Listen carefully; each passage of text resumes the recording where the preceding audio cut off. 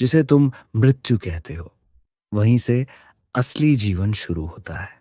हम सारी जिंदगी मौत से डरते हैं, लेकिन किसी ने पूछा ही नहीं कि आखिर मरता कौन है। अगर तुम मरने वाले को खोज लोगे, तो मृत्यु का रहस्य खुलने लगता है। मरण सिर्फ शरीर का है, और शरीर वही है जो जन्म से पहले भी नहीं था, और मृत्यु के बाद भी मिट्टी में मिल जाएगा। शरीर बदलते रहते हैं, चेतना नहीं बदलती। मृत्यु का पहला क्षण, मृत्यु का क्षण कैसा होता है? जब मृत्यु आती है, सबसे पहले शरीर के साथ पहचान टूटने लगती है। तुम अपने ही शरीर को थोड़ी दूरी से देखने लगते हो, जैसे तुम कोई सपना छोड़ रहे हो। सांस धीमी, दिल शांत, विचार रुकने को, और एक गहरा सन्नाटा उतरता है। अचानक भीतर से आवाज आती है, अब लौटने की जरूरत नहीं। यहीं पहला द्वार खुलता है। व्यक्ति को पहले क्या दिखाई देता है? बहुत से मरते हुए लोग बताते हैं, चमकती रोशनी, बीच में एक सुरंग, सारे जीवन की झलकियां और असाधारण शांति। यह कोई कल्पना नहीं, यह चेतना के शरीर से अलग होने का अनुभव है। गृह प्रवेश से गृह त्याग तक का अंतिम सार, शरीर से बाहर निकलना। चेतना शरीर से कैसे निकलती है? मृत्यु के क्षण चेतना शरीर से ऐसे निकलती है जैसे पानी फूल से निकल जाए, चुपचाप, बिना आवाज। ये तुम्हें अपने बिना शरीर के स्वरूप से पहचान कराता है। पता चलता है, मैं शरीर नहीं था, मैं शरीर में था। लोग नीचे अपने शरीर को क्यों देखते हैं? बहुत से लोग कहते हैं कि वे अपने मृत शरीर को ऊपर से देखते हैं। ओशो कहते हैं, चेतना थोड़ी देर तक पुराने घर को देखती है, जैसे कोई यात्री अपने पुराने मकान को छोड़कर एक बार पीछे मुड़कर देखता है। पहला लोक शरीर छूटते ही चेतना एक मधुर, सूक्ष्म दुनिया में प्रवेश करती है। इस दुनिया में न समय, न दर्द, न भूख, न शरीर, सिर्फ अनुभव का अस्तित्व है। इसे वेदांत में कहते हैं प्रेत शरीर। ओशो इसे कहते हैं ऊर्जा का सूक्ष्म आवरण। ये लोक कैसा होता है? हल्का, भारहीन, प्रकाश से भरा, बिना भाषा की संचार, बिना अहंग का अस्तित्व। यहां आत्मा कितनी देर रहती है? ओशो कहते हैं, यह व्यक्ति की चेतना की परिपक्वता पर निर्भर करता है। कुछ लोग कई दिनों तक रहते हैं, कुछ तुरंत आगे यात्रा पर निकल जाते हैं। पुनरावलोकन मृत्यु के बाद एक बहुत महत्वपूर्ण घटना होती है। आत्मा अपना जीवन देखती है, जैसे कोई फिल्म 2 घंटे में पूरी जिंदगी दिखा दे। हर घटना, अच्छा बुरा, प्रेम क्रोध, पाप पुण्य, सब कुछ ऐसे दिखता है जैसे मैंने नहीं, किसी और ने किया हो। यहां आत्मा को पहली बार पता चलता है कि उसका वास्तविक स्वरूप कुछ और है, और शरीर से किया गया सब कुछ धर्मी माया था। ये पुनरावलोकन सज्जा नहीं, सीख है। इस क्षण कोई जज नहीं होता, ना ईश्वर, न यमराज, न किसी का दंड। सिर्फ आत्मा स्वयं अपनी यात्रा समझती है। यही समझ जन्म लेती है, मैं अपने कर्मों का ही निर्माता हूं। अब आत्मा उस लोक में प्रवेश करती है जिसे विभिन्न धर्म, स्वर्ग, देवलोक, पितरलोक, अस्ट्रल वर्ल्ड कहते हैं। ओशो कहते हैं, यह लोक वैसा ही बनता है जैसी तुम्हारी चेतना। यदि तुम प्रेम से भरे थे, तो यह स्वर्ग होगा। यदि तुम भय से भरे थे, तो यह दुह स्वप्न होगा। यहां आत्माएं क्या करती हैं? आराम, ऊर्जा संग्रह, पुराने घाव छोड़ना, नए जन्म की योजना, अपने समूह से मिलना। यहां कोई शरीर नहीं, सिर्फ ऊर्जा है। संवाद टेलीपैथी से होता है, कोई झूठ, कोई छिपाव नहीं। जहां चेतना स्पष्ट, वही संपर्क। यह लोक बहुत सूक्ष्म है। यहां केवल वे आत्माएं प्रवेश करती हैं जो थोड़ी परिपक्व हैं, जिन्होंने जीवन में ध्यान, प्रेम, करुणा का स्वाद चखा है। यहाँ आत्मा की मूल प्रकृति का अनुभव होता है। शुद्ध प्रकाश, शुद्ध प्रेम, शुद्ध आनंद। यहाँ व्यक्ति पहली बार मैं कौन हूं का उत्तर पाता है। मैं वही हूं जो कभी नहीं मरता। यहाँ आत्मा क्या निर्णय लेती है? आगे जन्म लेना है या नहीं, किस परिवार में आना है, कौन सा देह, कौन सा स्वभाव, कौन से अनुभव पूरे करने हैं। जन्म कोई दुर्घटना नहीं, यह आत्मा की चुनकर ली गई यात्रा है। पुनर्जन्म की तैयारी जैसे बीज मिट्टी चुनता है, आत्मा गर्भ चुनती है। आत्मा गर्भ कैसे चुनती है? वह अपनी तरंग से मिलता जुलता गर्भ चुनती है, जो माता पिता उसके सीख की जरूरतों से मेल खाते हों। नए जीवन की रूपरेखा, कुछ मुख्य घटनाएं तय, कुछ लोग निश्चित, कुछ सीख निश्चित, बाकी स्वतंत्रता है। गर्भ में प्रवेश, गर्भ में चेतना धीरे धीरे उतरती है। शुरुआत में वह आस पास रहती है, फिर दिल की धड़कन बनने के बाद भीतर प्रवेश करती है। आत्मा की अंतिम सच्चाई, तुम कभी पैदा हुए ही नहीं तो मरोगे कैसे? जन्म सिर्फ शरीर का, मृत्यु सिर्फ शरीर की। तुम्हारी चेतना अविनाशी है, अनंत है, अमर है। मृत्यु के बाद आत्मा एक, शरीर छोड़ती है दो, प्रकाश में जाती है तीन, जीवन का पुनरावलोकन करती है चार, सूक्ष्म लोक में विश्राम करती है पांच, अपनी अधूरी यात्रा समझती है छह, नया जन्म चुनती है। और यह चक्र चलता रहता है जब तक आत्मा पूरी तरह जाग न जाए। समापन, जो अब भी जाग गया वही मृत्यु के बाद मुक्त। जिसने अभी जान लिया कि मैं चेतना हूं, उसे पुनर्जन्म की कोई मजबूरी नहीं। मृत्यु के बाद की यात्रा समझने से ज्यादा महत्वपूर्ण है अभी जीवित रहते हुए मौत को समझ लेना, क्योंकि जो मृत्यु को समझ लेता है उसी के लिए मृत्यु द्वार बन जाती है। जब आत्मा सूक्ष्म लोक में पहुंचती है, सबसे पहले उसकी पहचानें गलने लगती हैं। जैसे बर्फ सूरज में पिघलती है, वैसे ही मैं पुरुष हूं, मैं स्त्री हूं, मैं हिंदू मुस्लिम, मैं अमीर गरीब, मैं यह शरीर हूं, ये सब धारणाएं एक एक करके गिरने लगती हैं। मृत्यु के बाद पहली सच्चाई यही खुलती है कि तुम्हारी सारी पहचानें उधार की थीं। तुम कुछ और ही थे। यहां आत्मा को दिखने लगता है कि जो कुछ वह जीवन में मैं समझती थी, वह सिर्फ एक कपड़ा था। वह तो तनाव, ईगो, तुलना, सब समाप्त। पहली बार आत्मा खुली हवा में सांस लेती है। ओशो कहते हैं कि मृत्यु के बाद कुछ समय तक आत्मा अपने अधूरे सपनों का संसार रचती है। यह स्वर्ग या नर्क नहीं, यह मन की प्रतिध्वनि है। यहाँ क्या होता है? यदि व्यक्ति जीवन में बहुत इच्छाओं से भरा था, बहुत दबी चाहते थीं, बहुत अधूरे अनुभव थे, तो आत्मा अपने ही अपार कल्पना लोक में उन्हें पूरा करने लगती है। जैसे कोई सपने में वो सब पाता है जो जागते में नहीं पाया।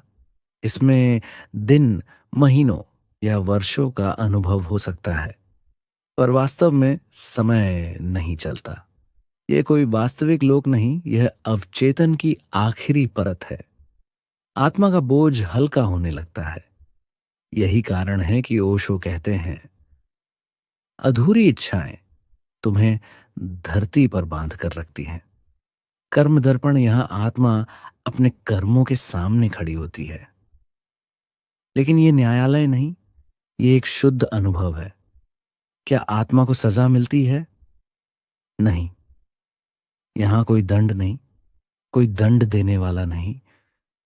सिर्फ ये दिखाई देता है कि तुमने दूसरों के साथ जो किया वो तुम्हारे ऊपर कैसा प्रभाव डालता। यदि तुमने किसी को खुशी दी थी, वह खुशी तुम्हारे भीतर फैलती है।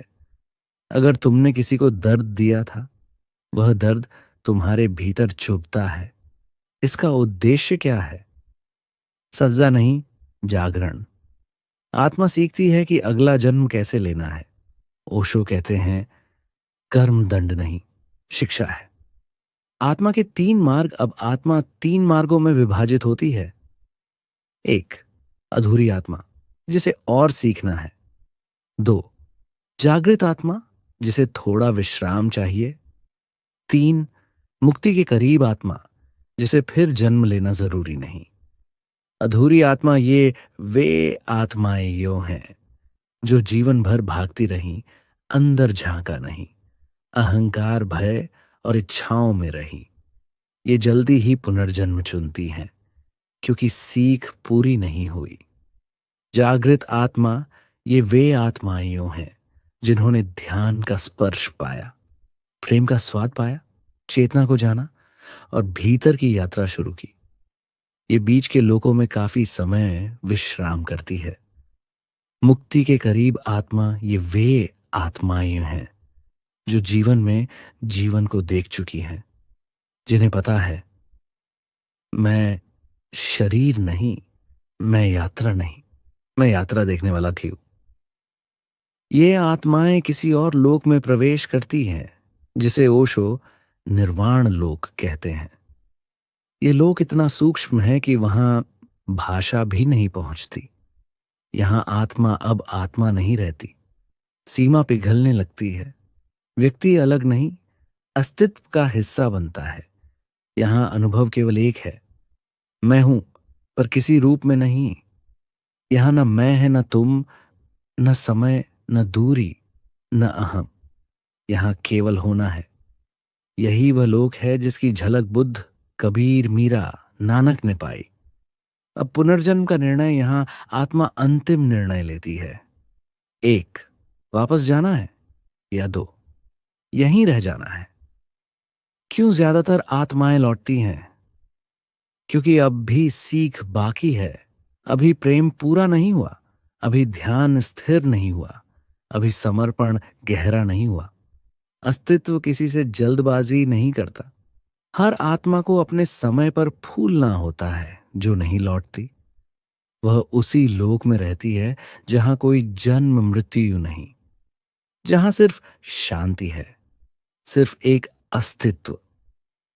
नए जन्म की विस्तृत योजना आत्मा उन माता पिता को चुनती है जो उसकी यात्रा को सही दिशा देंगे। कोई दुर्घटना नहीं, सब चयन है।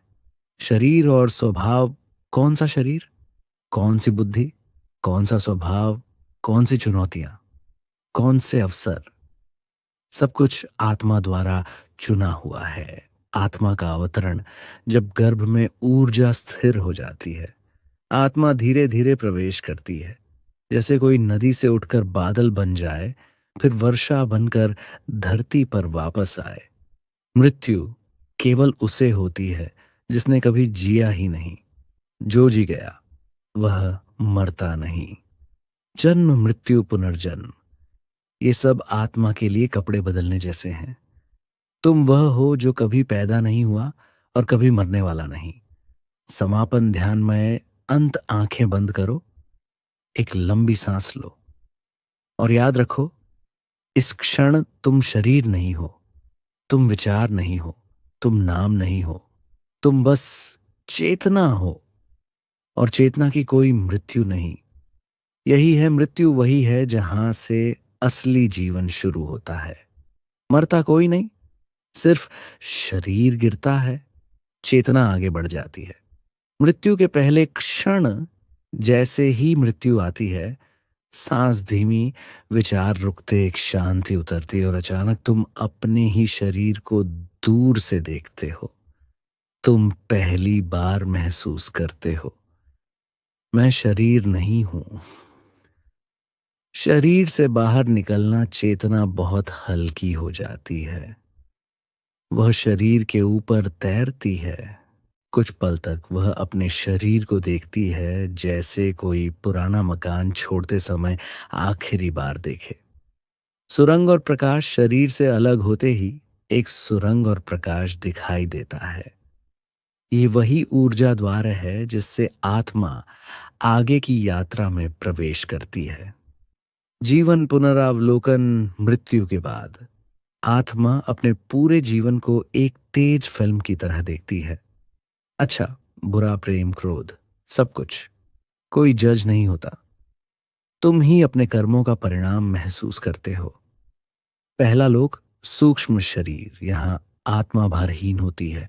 न भूख, न दर्द, न शरीर, सिर्फ अनुभव। यहीं आत्मा कुछ समय आराम करती है। इच्छाओं का स्वप्न लोग जो अधूरे सपने थे, आत्मा थोड़ी देर उन्हें पूरा करती है। ये कोई स्वर्ग नरक नहीं, ये तुम्हारे मन का अंतिम खेल है। कर्म दर्पण। यहां आत्मा देखती है कि उसके कर्मों ने दूसरों को कैसा महसूस कराया। ये सजा नहीं, सीख है। यही जगह आत्मा तय करती है कि अगले जन्म में उसे क्या सीखना है। आत्मा के तीन रास्ते। मृत्यु के बाद आत्मा तीन स्थितियों में जाती है। अधूरी आत्मा। आत्मा किसी जगह नहीं जाती, उसके अनुभव का स्तर बदलता है। अस्तित्व में कोई ऊपर नीचे, स्वर्ग नरक जैसी जगहें नहीं। सब चेतना की परतें हैं। जैसे तुम नींद में हो तो एक दुनिया दिखती है, जागो तो दूसरी, सपना टूटे तो तीसरी।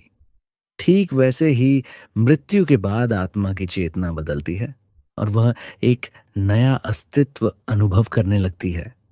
अस्तित्व में कोई स्टेशन नहीं, सिर्फ ऊर्जा की अवस्थाएं हैं। मृत्यु के तुरंत बाद आत्मा की हिलती हुई अवस्था।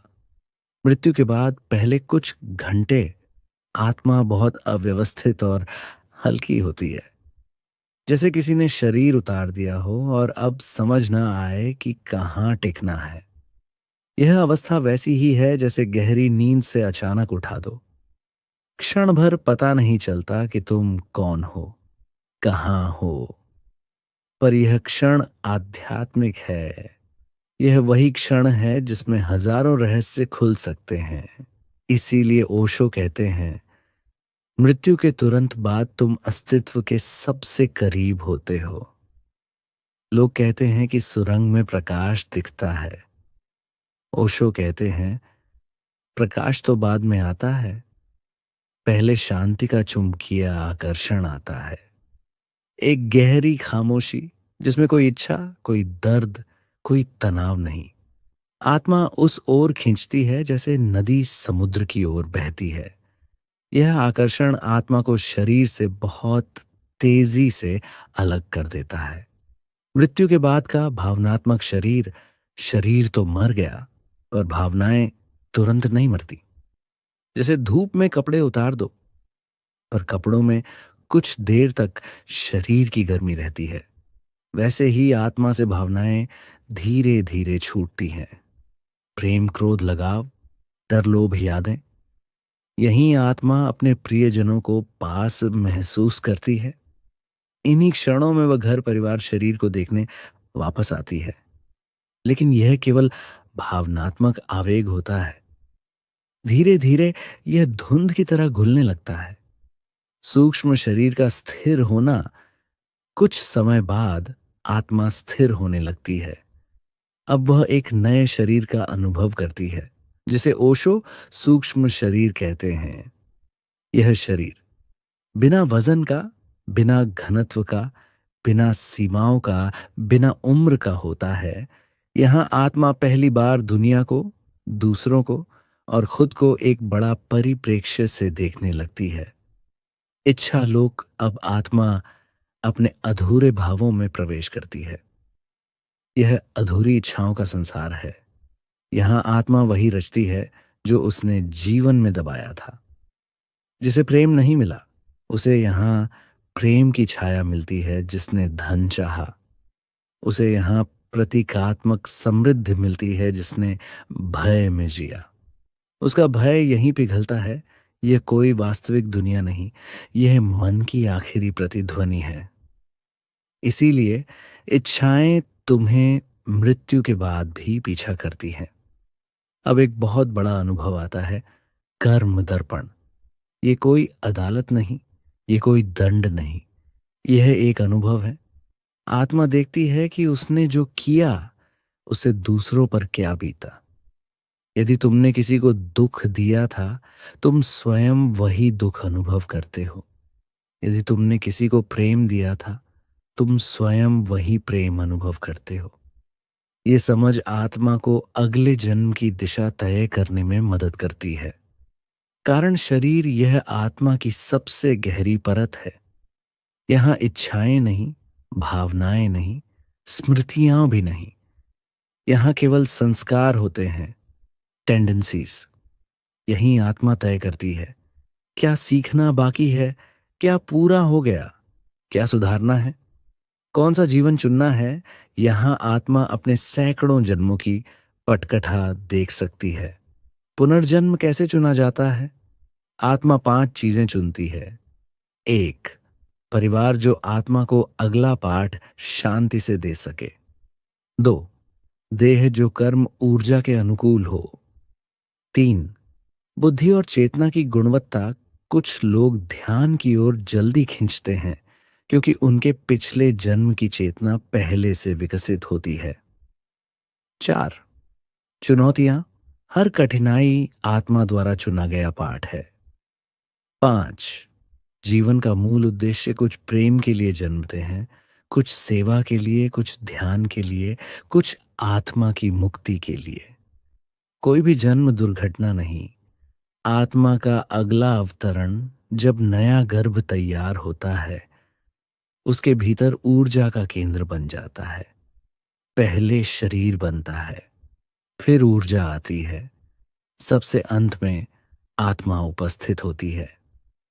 आत्मा 120वें दिन के आसपास प्रवेश करती है। प्रवेश भी धीरे धीरे होता है, जैसे कोई धूप में घुसता है, पूरा एकदम नहीं।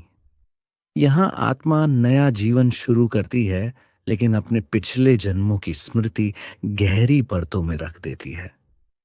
मुक्त आत्माएं और उनका अनुभव।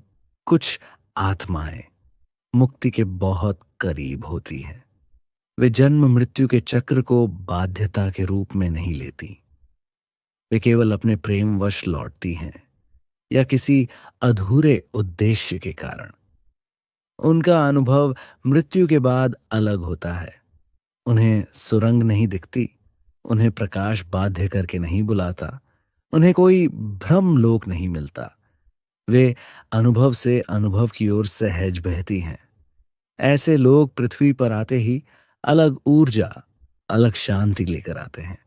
आत्मा का विलय सबसे गहरा रहस्य। आत्मा भी अंततः भंग हो जाती है, सिर्फ चेतना बचती है। आत्मा भी एक सूक्ष्म पहचान है। जब यह भी टूटती है, व्यक्ति अस्तित्व में घुल जाता है। यह वही है जिसे बुद्ध कहते हैं, निर्वाण समाधि उपनिषद कहते हैं, परम तत्व। ये कोई जगह नहीं, यह चेतना की सर्वोच्च अवस्था है।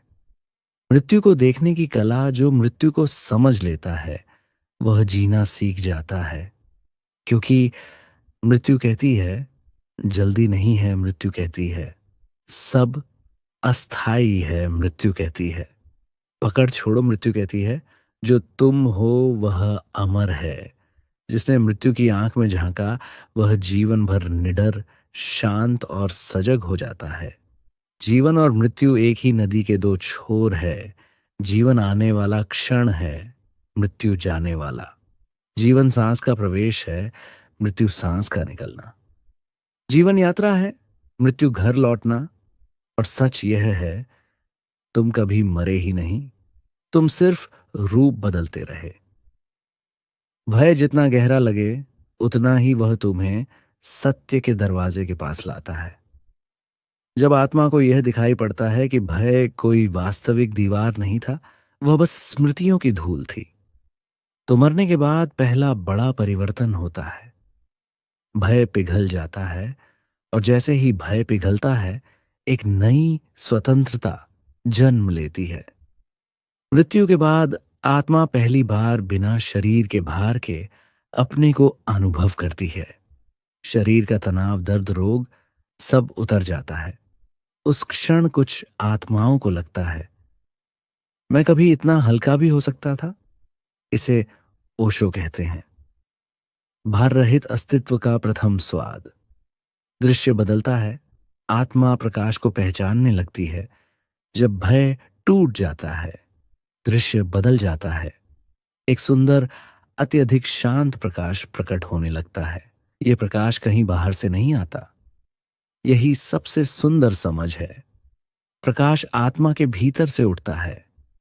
जैसे बादल हट जाए तो सूरज प्रकट हो जाए, वैसे ही मन के बादल हटते हैं और तुम्हारा अपना ही प्रकाश प्रकट हो जाता है। ये कोई ईश्वर अलग से आकर नहीं दिखाता, बल्कि तुम्हारा असली स्वरूप चमकने लगता है। मृत्यु वह क्षण है जब तुम पहली बार स्वयं को बाहरी आंखों से नहीं, अपनी अंदरूनी रोशनी से देखते हो। आत्मा 3 प्रकार की आवाजें सुनती है। ओशो बताते हैं कि जैसे जैसे आत्मा मृत्यु के बाद आगे बढ़ती है, 3 आवाजें आती हैं।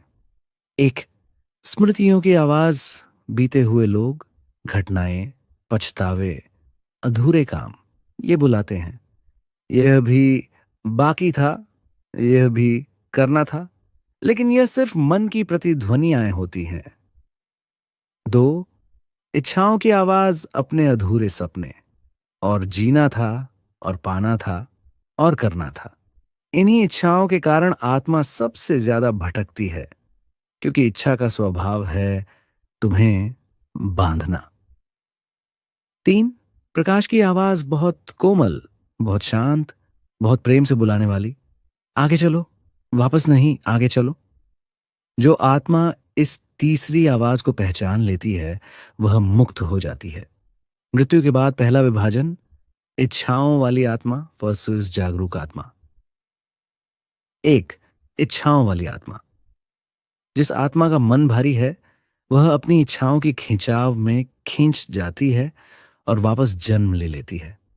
इसे ओशो अनिवार्य पुनर्जन्म कहते हैं।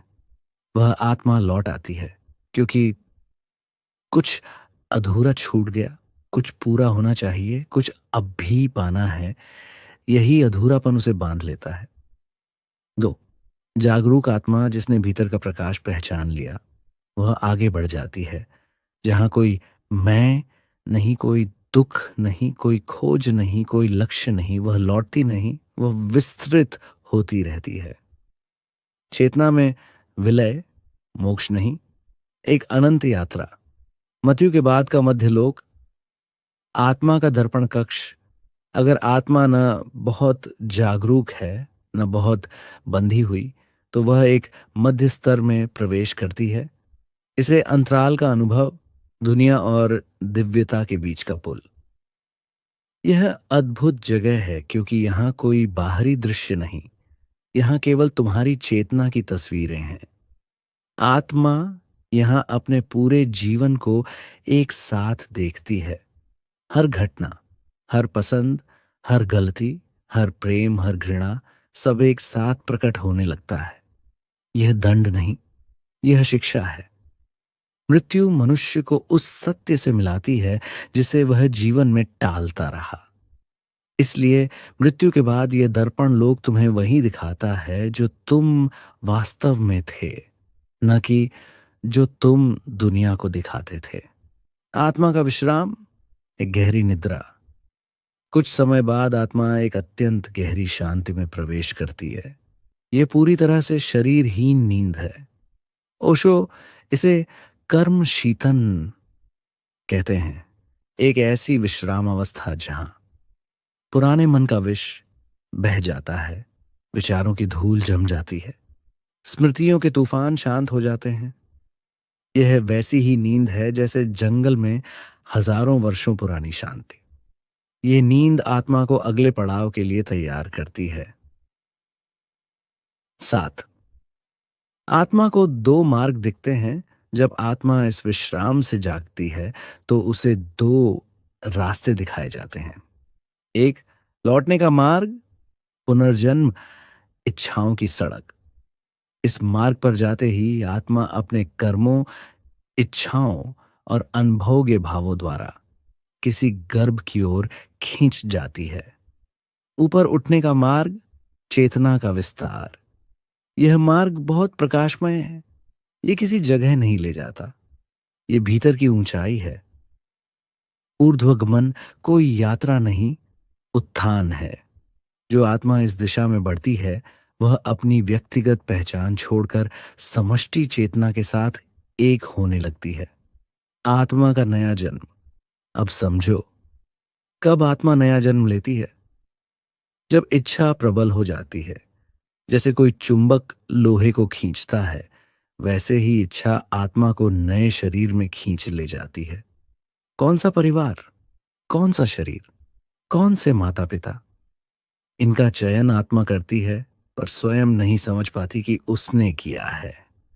तुम्हें लग सकता है कि यह संयोग है, पर जन्म किसी भी आत्मा के लिए कभी संयोग नहीं, वह गहरी चुनी हुई प्रक्रिया है। जब आत्मा नहीं लौटत, कुछ आत्माएं मृत्यु के बाद वापस नहीं आती। क्यों? क्योंकि उनमें इच्छा शून्य हो जाती है, एकदम निर्वाण जैसी स्थिति। अब उनके लिए वापसी का कोई कारण नहीं। अब वे केवल एक लहर नहीं, पूरा महासागर बन जाती है। समाधि के बाद की यात्रा, इसमें आत्मा अस्तित्व में विलीन हो जाती है, जैसे बूंद सागर में। और फिर न दुख, न इच्छा, न जन्म, न मृत्यु, केवल अस्तित्व की अनंत लय। अंत में ओशो की सबसे बड़ी बात, मृत्यु के बाद की यात्रा तभी सुंदर होती है जब जीवन में तुमने मृत्यु को स्वीकार किया हो। जो व्यक्ति जीवन में ही ध्यान से मृत्यु को देख लेता है, उसके लिए मृत्यु अंत नहीं, एक द्वार है, एक प्रवेश द्वार, एक नई शुरुआत।